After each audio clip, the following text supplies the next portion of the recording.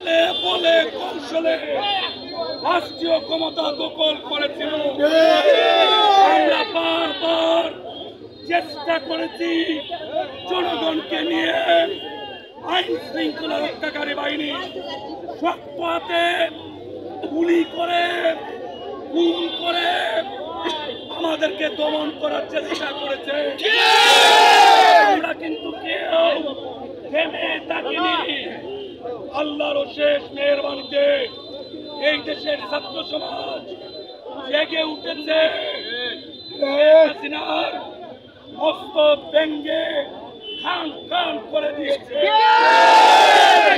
সেই আওয়ামী লীগ ক্ষমতায় থাকার জন্য আমাদের স্বেচ্ছাগত পৌর বিএনপির সভাপতি নির্বাচিত মেয়র চারবারের নির্বাচিত মেয়র অলিকে গ্রেফতার করেছিল।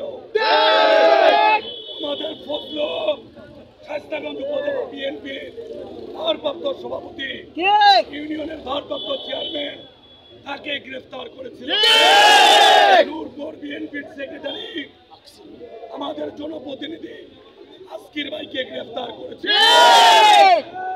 সারা দেশে হাজার হাজার মানুষ আমাদের আব্বাস ভাই গ্রেফতার হয়েছিল। মানুষ গ্রেফতার হয়েছিল। সরকার ভেবেছিল গ্রেফতার করে ক্ষমতা পাকাপোক্ত করবে। আল্লাহ বরদাস্ত করেন না। সেই জন্যই শেখ হাসিনা পালিয়ে গিয়েছে। হবিগঞ্জে ইনার নাম নাই মিথ্যা মামলায় কারাগারে নির্যাতিত নেতাকর্মীদের আজকে মুক্তি দিতে যাচ্ছে। সেই নেতাকর্মীদের মুক্ত করে দিতে এসেছেন হবিগঞ্জের গণমানুষের নেতা, কেন্দ্রীয় বিএনপির সাংগঠনিক সম্পাদক, হবিগঞ্জ জেলা বিএনপির সিনিয়র যুগ্ম আহ্বায়ক আল হাবিব ভাই।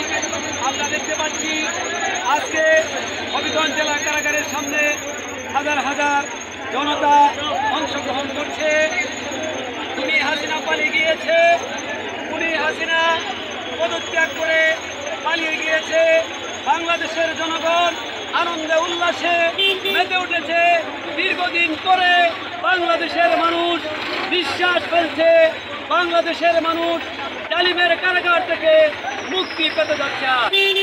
আজকে এই জেলা কারাগারের সামনে আমরা বলতে চাই, এই শেখ হাসিনার কবল থেকে বাংলাদেশ মুক্ত হওয়ার কারণে বাংলাদেশের মানুষ তৃতীয়বার স্বাধীনতা লাভ করেছে।